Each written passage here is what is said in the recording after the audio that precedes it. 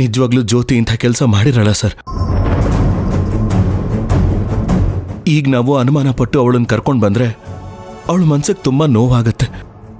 ದಯವಿಟ್ಟು ಹಿಂದೆ ಹೋಗೋಣ ಸರ್. ಶಿವಣ್ಣ, ನನಗೇನು ಜ್ಯೋತಿ ಮೇಲೆ ಅನುಮಾನ ಇಲ್ಲ, ಆದರೆ ನಿಮ್ಮ ಮಾವನವ್ರ ತೃಪ್ತಿ ಸಂಬಂಧ ವಿಚಾರಣೆ ಮಾಡ್ಬೇಕಾಕೈತೆ. ಸರ್, ಖಂಡಿತ ಇದ್ರಲ್ಲಿ ಅವಳ ತಪ್ಪೇನೂ ಇಲ್ಲ ಸರ್.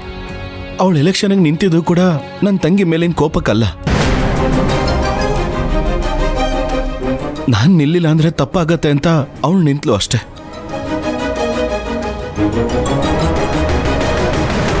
ಆಮೇಲೇನೆ ಈ ಜಿದ್ದಿ ಎಲ್ಲ ಶುರುವಾಗಿರೋದು. ಇಂದ್ರ, ನೀನಾದ್ರೂ ಹೇಳೋ ಮಾವನಿಗೆ.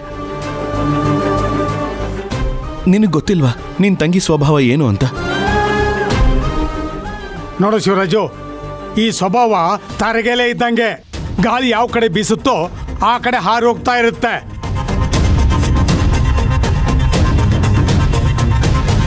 ಆ ಥರ ಎಲ್ಲ ಏನೂ ಇಲ್ಲ ಮಾವ. ಪ್ರಮಾಣ ವಚನಕ್ಕೂ ನಾನು ಬಲವಂತ ಮಾಡಿ ಅವಳಿಗೆ ಬುದ್ಧಿ ಹೇಳಿದ್ದಕ್ಕೆ ಅವಳು ಬಂದಿದ್ದು. ಅವಳಿಗೂ ಇದಕ್ಕೂ ಖಂಡಿತವಾಗ್ಲೂ ಸಂಬಂಧ ಇಲ್ಲ ಮಾವ. ಬಾವಾ, ಇದಕ್ಕೆ ಮುಂಚೆ ಜ್ಯೋತಿ ಯಾವ ತಪ್ಪು ಮಾಡೇ ಇಲ್ವಾ? ನಮ್ಮನ್ನು ಯಾಮರ್ಸೇ ಇಲ್ವಾ? ಹಾಗಂತ ನಾನೇನು ಅವಳ ಮೇಲೆ ಅನುಮಾನ ಪಡ್ತಾ ಇಲ್ಲ. ಎಲ್ಲರನ್ನೂ ವಿಚಾರಣೆ ಮಾಡ್ದಂಗೆ ಅವಳನ್ನು ವಿಚಾರಣೆ ಮಾಡಲಿ ಅಂತ ಅಷ್ಟೇ. ಅನುಮಾನ ಬಗೆಹರಿಬೇಕಲ್ವಾ? ನಮಗೆ ತುಳಸಿ ಬೇಗ ಸಿಗ್ಬೇಕಲ್ವಾ? ಅನುಮಾನ ಬಗೆಹರಿಬೇಕು ಅಂತ ಆಪಾದನೆ ಹೊರಿಸೋದು ಯಾವ ನ್ಯಾಯ ಇಂದ್ರ? ಅವಳ ಮನ್ಸಿಗೆ ನೋವಾಗಲ್ವಾ?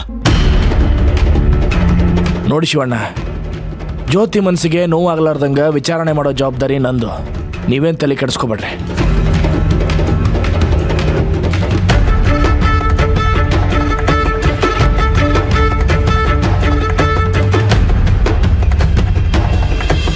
ಭಗವಂತ, ಯಾಕೆ ನನ್ನ ಮೇಲೆ ಪರೀಕ್ಷೆಗಳ ಸರಮಾಲಿನ ತಂದು ತಂದು ಒಡ್ತಾ ಇದೆಯಾ? ನನ್ನ ತಂಗಿ ಕಾಣಿಸ್ತಿಲ್ಲ ಅನ್ನೋ ನೋವು ಒಂದು ಕಡೆ, ಎಲ್ಲರೂ ಜ್ಯೋತಿ ಮೇಲೆ ಅನುಮಾನ ಪಡ್ತಿದ್ದಾರೆ ಅನ್ನೋ ನೋವು ಇನ್ನೊಂದು ಕಡೆ. ನ್ಯಾಯಕ್ಕೋಸ್ಕರ ಹೋರಾಟ ಮಾಡೋದಕ್ಕೆ ಗಂಡ ಆದ ನನ್ನನ್ನೇ ಎದುರು ಹಾಕ್ಕೊಂಡವಳು ಅವಳು. ಇಂಥ ಕೆಲಸ ಮಾಡ್ತಾಳೆ ಅಂತ ಯಾರು ನನ್ನ ಮಾತನ್ನ ನಂಬ್ತಾನೇ ಇಲ್ಲ. ಆದಷ್ಟು ಬೇಗ ನನ್ನ ತಂಗಿ ನನಗೆ ಸಿಗೋ ಹಾಗೆ ಮಾಡು. ಈ ಎಲ್ಲ ಸಮಸ್ಯೆಗಳನ್ನ ಬಗೆಹರಿಸೋ ಹಾಗೆ ಮಾಡು.